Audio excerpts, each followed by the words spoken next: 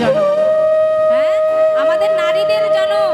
আরে আমরা হলাম সাজানো গোছানো নারী, আহা কিন্তু বাবাদের নারী সাজতে হয়। বেশি কষ্ট। হ্যাঁ, আপনাদের নারী সাজতে হয়, কিন্তু মাগো আমাদের নারী সাজতে হয় না। আমাদের নারী সাজিয়ে পাঠিয়ে দিয়েছে। আহা এই নারী সাজিয়ে পাঠিয়ে দিয়ে কত যে দুঃখ কষ্ট দিয়েছে। এই নারীদের অনেক সময় নিয়ে বানিয়েছে, কারণ তারা যেন পরিস্থিতির সঙ্গে মানিয়ে নিতে পারে নিজেকে। হরিবল হরিবল। দুঃখ কষ্ট সহ্য করিবার মতো তাদের যেন ধৈর্য শক্তি থাকে। হ্যাঁ, এই নারী জনমটা অনেক কঠিন জনম। পরকে আপন করে নিতে হয়, পরের বাড়িতে গিয়ে হ্যাঁ বাবা মাকে রেখে আত্মীয় পরিজনকে রেখে পরের বাড়িতে যেতে হয়। পরের বাড়িতে গিয়ে তাও কেউ ভালোবাসে না মা। হ্যাঁ, আমরা যে এত সবাইকে রেখে তাদের কাছে চলে এলাম, তারা কেউ ভালোবাসে না। পর কি কখনো আপন হয়? পর কখনোই আপন হয় না। আরে হ্যাঁ, আপন করে নিলেও তারা কখনোই আপন হয় না। আরে নারীদের এই কষ্টটা ভগবান যে মানে ভগবান নারীদের এই কষ্টটাই দিয়ে পাঠিয়েছে। যতই আপনি পরকে ভালোবাসুন, যতই আপনি কিছু করুন, শেষে কি বলবে মা? হ্যাঁ, শেষের সময় কি বলবে? যে আমার বাড়ির বউ ভালো না। আহা এই কথাটা আপনাকে শুনতেই হবে। যতই আপনি শ্বশুর শাশুড়িকে ভালোবাসুন, কিন্তু আমাদের ভালোবাসতে হবে। তারা যে ভালো না বাসবে জন্য আমাদের ভালো না বাসতে হবে সেটা কিন্তু না। আমাদের দায়িত্ব কর্তব্য আমাদের পালন করে যেতে হবে। গীতায় কি বলেছে? কর্ম করো, ফলের আশা করো না। হ্যাঁ, আমরা কর্ম করে যাব, বাবা তিনি ফল রেখেই দিয়েছেন। আমাদের কর্ম দায়িত্ব আমাদের পালন করতেই হবে। কেমন কর্ম করতে হবে? গীতায় কি বলেছে? কর্ম কত প্রকার? 2 প্রকার, নিষ্কাম কর্ম, সকাম কর্ম। তবে এই জাগতিক জগতে কলিহত জীব এরা কেউ নিষ্কাম কর্ম করে না। হ্যাঁ, ভগবান বলেছে গুরুর সদ্গুরুর চরণে আশ্রিত হয়ে নিষ্কাম কর্ম করে হৃদয়ে প্রেম ভক্তির উদয় করে আমার পথে আসো, দেখবে আমাকে তোমরা পেয়ে যাবে। নি তাই গৌর হরিবল হরিবল। হরিবল হরিবল হরিবল। কিন্তু বাবা, আমরা কি নিষ্কাম কর্ম করি? হ্যাঁ, ভগবানের কাছে গিয়ে বলি, প্রভু আমার সন্তানকে একটা চাকরি দিয়ে দাও, সরকারি চাকরি দিয়ে দাও।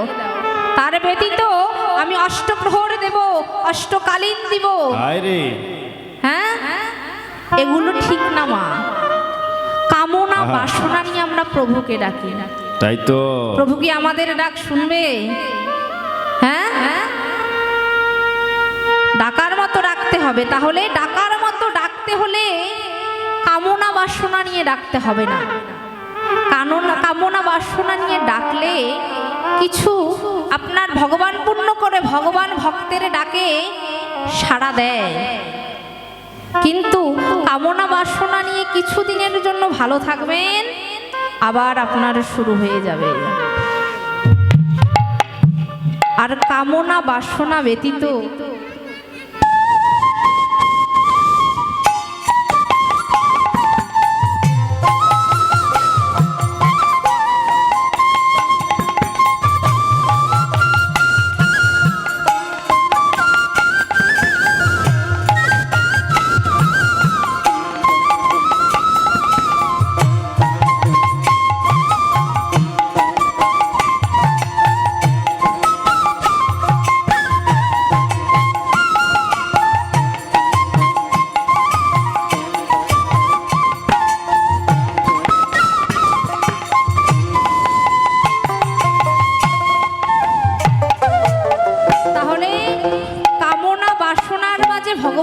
না ডেকে নিঃস্বার্থভাবে ভগবানকে ডাকবেন, দেখবেন ভগবান আপনার ডাকে দূরে থাকতে পারবে না।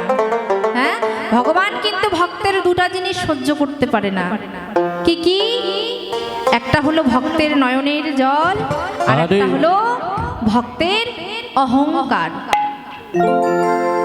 যারা হৃদয়ে প্রেম ভক্তির উদয় করে নয়নের জল বরিশন করে প্রভুকে ডাকে, সেই ভক্তের ডাকে ভগবান আর দূরে থাকতে পারে না। আর যারা অহংকার করে, দম্ভ করে, তাদের অহংকার ভগবান কি করে? তার যে হাতের মুরলীখানা আছে, সেই মুরলীখানা দিয়ে তার হৃদয়ে প্রবেশ করে তার হৃদয়খানা ভেঙ্গে ভেঙ্গে টুকরো টুকরো করে দেয়নি। তাই হরি বল হরি বল হরি বল। তার অহংকার চূর্ণ বিচূর্ণ করে দেয়। তাহলে আমাদের করতে হলে নিষ্কাম কর্ম করতে হবে। তাহলে নিষ্কাম কর্ম করতে করতে ভগবানের ভজন সাধনা করতে করতে আমরা ভগবানকে লাভ করতে পারবো। আর এই বিষয় বাসনা জ্বালা যন্ত্রণায় থেকে, বিষয় বাসনা নিয়ে যদি দেহ থেকে প্রাণ পাখি চলে যায়, তাহলে আবার আমাদের এই ভব সংসারে আসতে হবে, আবার মায়ার জালে আসতে হবে। হ্যাঁ, মায়ের জালে কি আসলে কি এই মানব জগতে আসতে হবে? মানব জন্ম তো নাও হতে পারে। আরে হ্যাঁ, ভগবান বলছে মৃত্যুর সময় যে জীব যে চিন্তা নিয়ে মরে যাবে, আরে আবার তার সেই চিন্তা ভাবনা নিয়ে যে চিন্তা নেবে, যদি বলে ভাগবতে একজন মুনি ঋষি রাজা ছিলেন, ভরত রাজা। বাবা, হ্যাঁ, ভরত রাজা ছিলেন। তিনি অত্যন্ত সাধক মানুষ ছিলেন।